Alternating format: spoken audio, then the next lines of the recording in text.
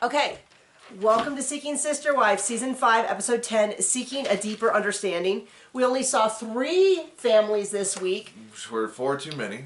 No reason to do that, because none of them had anything interesting happening. I am even sicker than I was last week, so let's see if we can get through this without me either sneezing or having to blow my nose. If anyone wants to make fun of the fact that I'm using toilet paper instead of tissues, it's that I have sneezed my way through every tissue in the house, and we're not made of money here. So I'm using what is available. If you are made of gold and you can always use fancy Kleenex for everything, then good on you. Do you want to start with the Merrifields? Oh, yeah. Sure. So Danielle is ecstatic. Ecstatic to come and ruin their trip, their honeymoon, if you will. She is... Couldn't be happier. She is like, oh no, they can't get married. Well, God provides. Yay! They talk more about... And this is where I don't like anyone in this. And part of the reason for that is...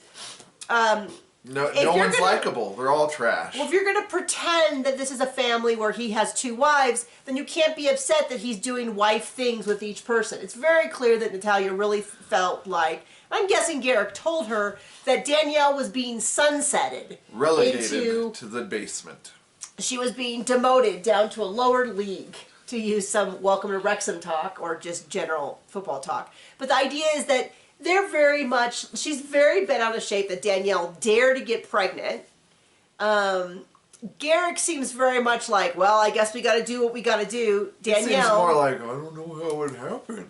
I mean, so, well, Natalia is depressed and devastated, and she's like, well, you know, Garrick hasn't really talked to me about it. And I'm like, he's been with you for 6 solid weeks. This is the level of communication you're going to get from this guy for the rest of your life. If you don't like it now, it's not going to get better, especially when he starts shuffling in multiple other wives. It's very clear he is from the same school of thought as Cody is, with the wives deal with each other's feelings, and then I just get the good parts of them. I just get the part that doesn't ask anything, doesn't want me to talk about their feelings, just shows up. Which is funny, because guess what one of my favorite parts of being married to you is?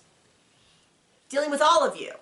Like, I wouldn't consider it if you were like, well, I'm going to go do all my feeling stuff with someone else and just come for you for, you know, like, dates. I'd be like, but I want to know all of that. It's just so weird, because it's just such a different dynamic.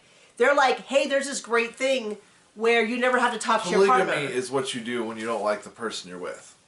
So then they meet up with her friends. And instead of it being anything about Natalia or Ick, it's all about Danielle. Oh, no, I skipped something. First they went and saw the baby.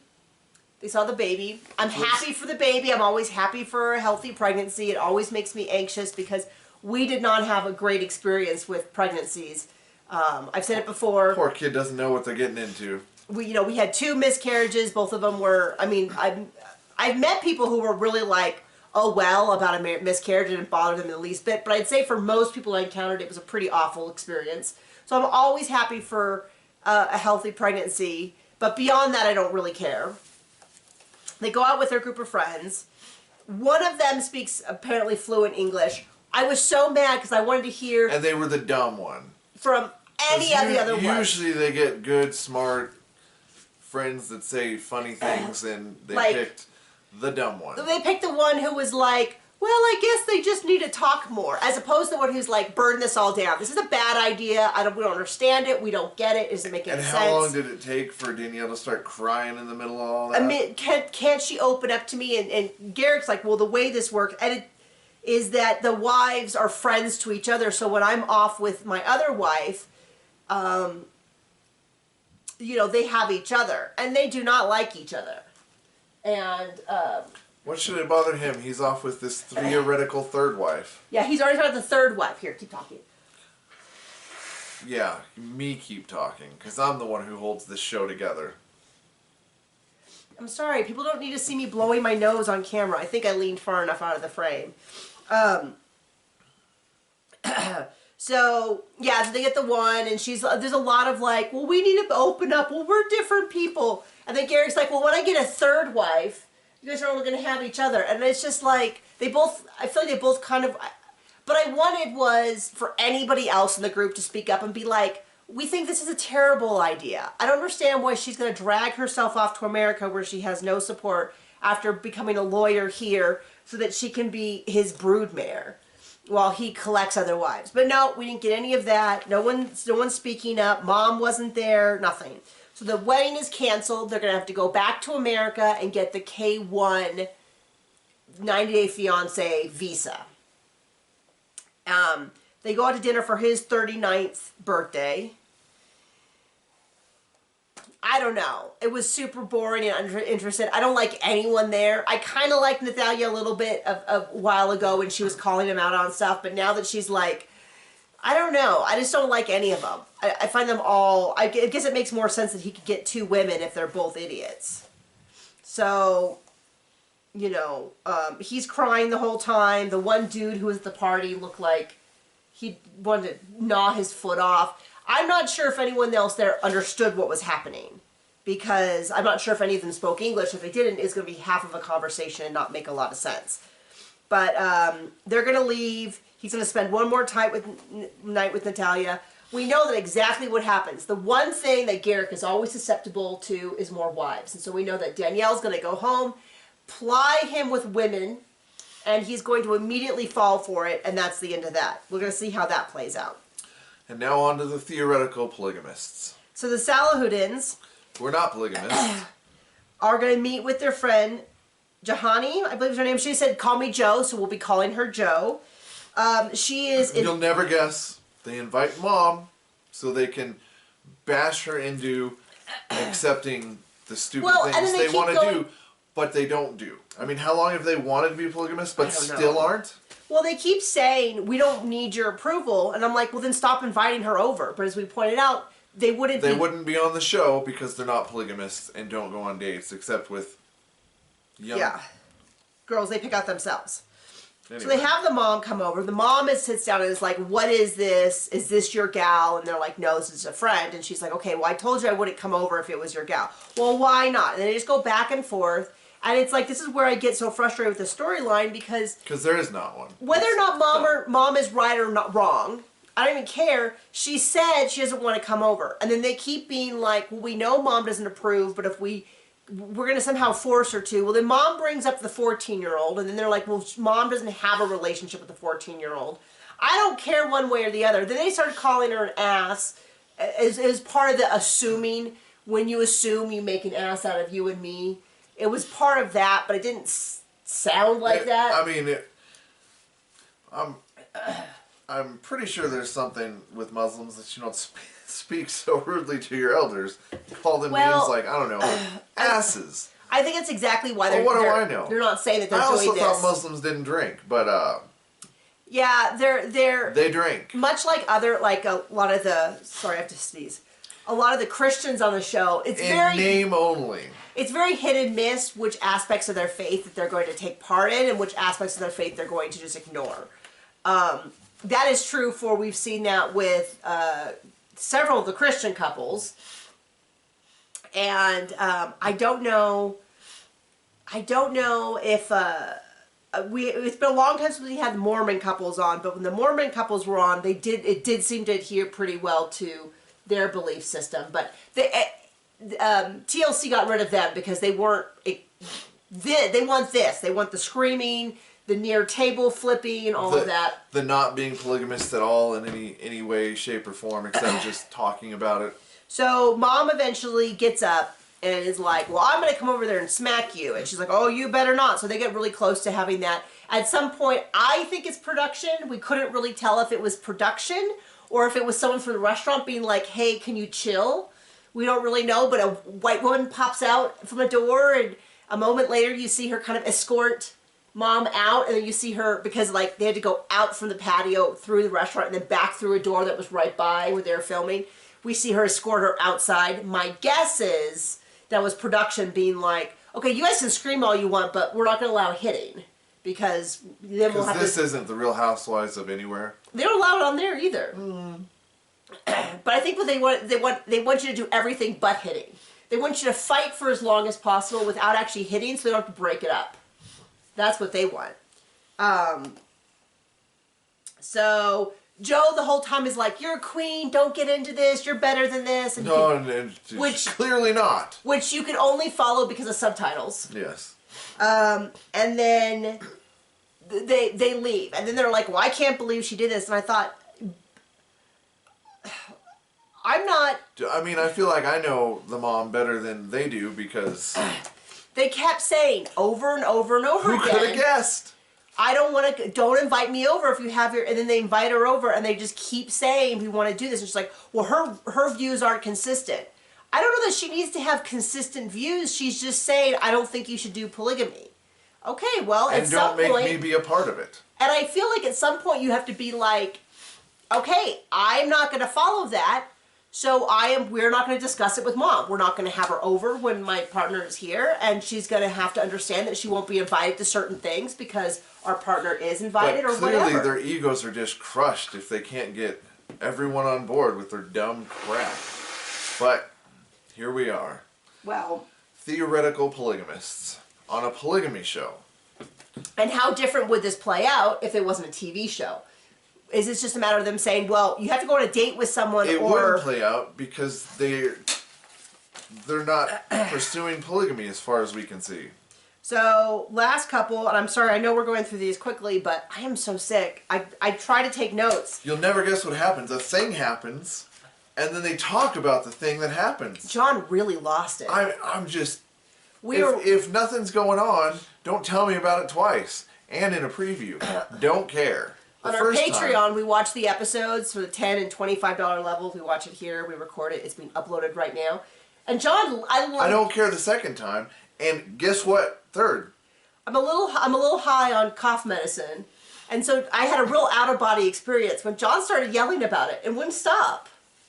He's like, we just saw this. What are you doing? So they go on a date with Jasmine, who does not look like all of her crayons are in the box. It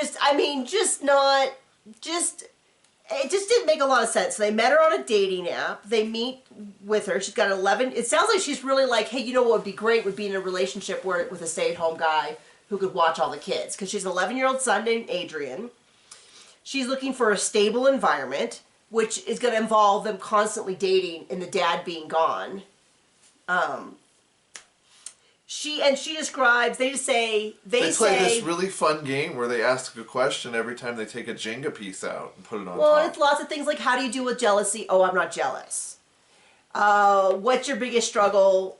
Things being the same. Stuff like that. But the thing that really made me do the super crazy eye roll was when they're like, well, Nick stays at home and all the women work. And she's like, I love that about an alpha man. And we're like, okay. I'm not into the term alpha male because every time people use it, it's always like the least alpha male guy you've ever seen is always like, I'm an alpha male. And you're like, okay. But I don't think anyone describes an alpha male as the one who stays home with the kids. Well, now, and I am not into traditional gender roles. John is a stay-at-home dad. He was much more of a stay-at-home dad when our son was at home. Now we just call him mostly retired, except for when I pressure him to do this kind of stuff. So I have no problem with that. It's just for her to be like, he's such an alpha male. I'm like, I don't think any definition of anything you're describing.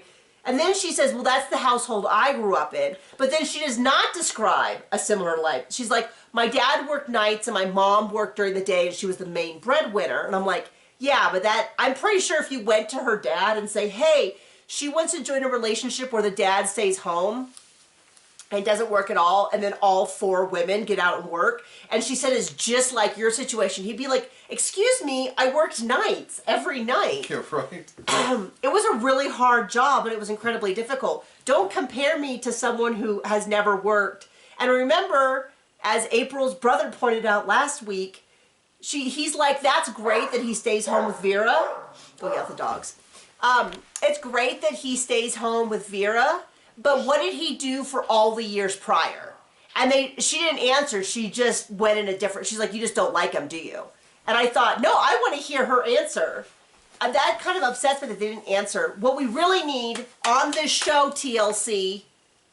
I don't know, they're not watching. But if they are, or if someone knows someone who is, we have to have a reunion and we need to ask these questions because he's just skated through this. Like, well, what did he do for, I know he did his research and it's important that he's so smart so he can deal with his kids, blah, blah, blah.